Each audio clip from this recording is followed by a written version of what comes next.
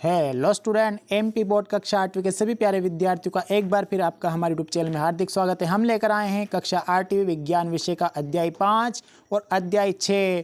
दोनों अध्याय के एक ही वीडियो में आपके आईएमपी प्रश्न लेकर आए हैं और आईएमपी भी ऐसे वैसे नहीं हैं, इन्हीं प्रश्न में से आपका पेपर में छप के आने वाले हैं। अब जान लेते हैं 1 बाय 1 कितने अध्याय से कितने नंबर का ऑब्जेक्टिव बन रहा है और कितने नंबर का प्रश्न बन रहा है। पिछले वीडियो में हम अध्याय 1 और 4 विज्ञान विषय के दे चुके हैं एमपी बोर्ड कक्षा 8वीं के विद्यार्थियों के लिए। और एमपी बोर्ड कक्षा 8वीं के विद्यार्थी पहली बार हमारे यूट्यूब चैनल पर आए तो चैनल सब्सक्राइब जरूर कर लेना, वीडियो को लाइक कर लेना और बेल आइकन को प्रेस कर लेना, जिससे आने वाला हर वीडियो आप तक आसानी से पहुँच सके। और अपने दोस्तों के साथ वीडियो को शेयर भी जरूर कर देना। चलिए अब बात कर लेते हैं सबसे पहले 1 बाय 1। आपका अध्याय है 5, पौधों एवं जंतुओं का संरक्षण, कक्षा 8वीं, विषय है आपका विज्ञान। एमपी बोर्ड के प्यारे विद्यार्थियों के लिए जो आपकी परीक्षा होने जा रही है, वार्षिक परीक्षा 2024, जो आपकी मार्च में होने जा रही हैं। अब अंक विभाजन जान लेते हैं। अंक विभाजन देखना, 1 नंबर का आपका आएगा रिक्त स्थान या सही विकल्प 1 नंबर का यहाँ से आएगा और 3 नंबर का प्रश्न बनेगा। टोटल 4 नंबर का पाठ है। कितने नंबर का पाठ है? 4 नंबर का। मैंने ब्लूप्रिंट डाल दिया। मैंने विज्ञान विषय का किस अध्याय से ऑब्जेक्टिव है कि रिक्त स्थान है। ठीक है, रिक्त स्थान आ रहा है कि ऑब्जेक्टिव आ रहा है 1 नंबर का। अभी तक आपने वो ब्लूप्रिंट नहीं देखा है साइंस विषय का तो हमारे यूट्यूब चैनल पर जाके देख सकते हो, वीडियो आपको मिल जाएगा। ठीक है, तो आप ब्लूप्रिंट देख सकते हो विज्ञान में किस अध्याय से ऑब्जेक्टिव आ रहे हैं, किस अध्याय से कितने नंबर का प्रश्न बन रहा है। चलिए अब जान लेते हैं 1 बाय 1 क्वेश्चन। पहला क्वेश्चन है, इस अध्याय जो 5 है इसमें से हम टॉप 6 से क्वेश्चन दे रहे हैं। ओनली 6 प्रश्न आपको दे रहे हैं, ज़्यादा प्रश्न भी नहीं दे रहे हैं। 3 नंबर का यहाँ से बनेगा प्रश्न। पहला प्रश्न पढ़ लो। ठीक है, पहला प्रश्न है रेड डाटा पुस्तक क्या है, इसकी आवश्यकता क्यों है। दूसरा प्रश्न है वनोन्मूलन से आप क्या समझते हैं। तीसरा प्रश्न है जैवमंडल आरक्षित क्षेत्र क्यों बनाए गए हैं और कोई एक जैवमंडल आरक्षित क्षेत्र का नाम लिखिए।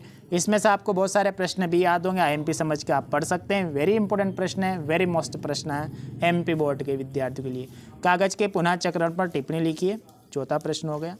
पांचवा प्रश्न आपका वन्य प्राणी अभ्यारण्य और राष्ट्रीय उद्यान में अंतर स्पष्ट कीजिए।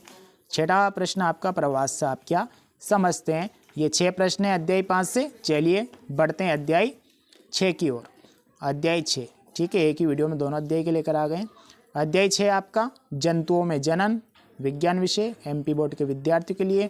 अब अंक विभाजन, यहाँ से कोई भी ऑब्जेक्टिव नहीं आएगा 6 अध्याय से। ठीक है, यहाँ से आपको रिक्त स्थान भी नहीं पढ़ना है और सही विकल्प भी नहीं पढ़ना है। ठीक है, यहाँ से आप क्या पढ़ेंगे, 2 नंबर का एक प्रश्न बनेगा और 3 नंबर का एक प्रश्न बनेगा। टोटल 5 नंबर का पाठ है। कितने नंबर का? 5 नंबर का। 2 नंबर का एक प्रश्न आएगा, 3 नंबर का एक प्रश्न आएगा। तो इसमें हमने थोड़ी प्रश्न की संख्या ज़्यादा रखी है। 8 प्रश्न देंगे हम आपको। कितने प्रश्न देंगे? 8, क्योंकि आपके 2 नंबर का तो एक प्रश्न आएगा, 3 का एक आएगा।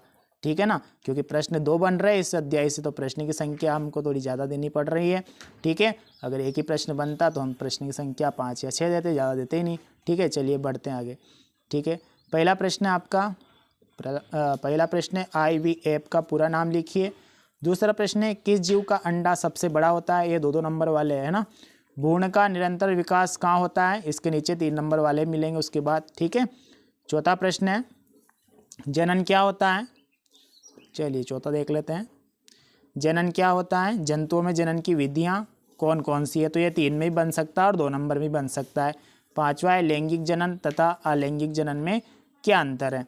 ठीक है, और एमपी बोर्ड के 8वीं के विद्यार्थियों ने अभी तक हमारे यूट्यूब चैनल सब्सक्राइब नहीं किया तो सब्सक्राइब जरूर कर लेना, क्योंकि एमपी बोर्ड से संबंधित सभी प्रकार की जानकारी हमारे यूट्यूब चैनल पे सबसे पहले मिलती रहती है। चलिए आगे बढ़ते हैं। छठा प्रश्न देख लेते हैं। छठा प्रश्न आपका आंतरिक निषेचन तथा बाह्य निषेचन में अंतर बताते हुए उनके उदाहरण दीजिए। तो ये 3 नंबर में बन सकता है। ठीक है, चलिए 7वां प्रश्न देख लेते हैं। मछली तथा मेंढक एक साथ सैकड़ों अंडे देते हैं, जबकि मुर्गी एक समय में एक ही अंडा देती है, क्यों। 8वां प्रश्न है मानव शुक्राणु तथा मानव अंडाणु का नामांकित चित्र बनाइए। थे टॉप आपके 8 क्वेश्चन। ठीक है, मिलेंगे अगले टॉपिक के साथ नए वीडियो में। तब तक के लिए कक्षा 8वीं के सभी प्यारे विद्यार्थियों को नमस्कार, जय हिंद, वंदे मातरम।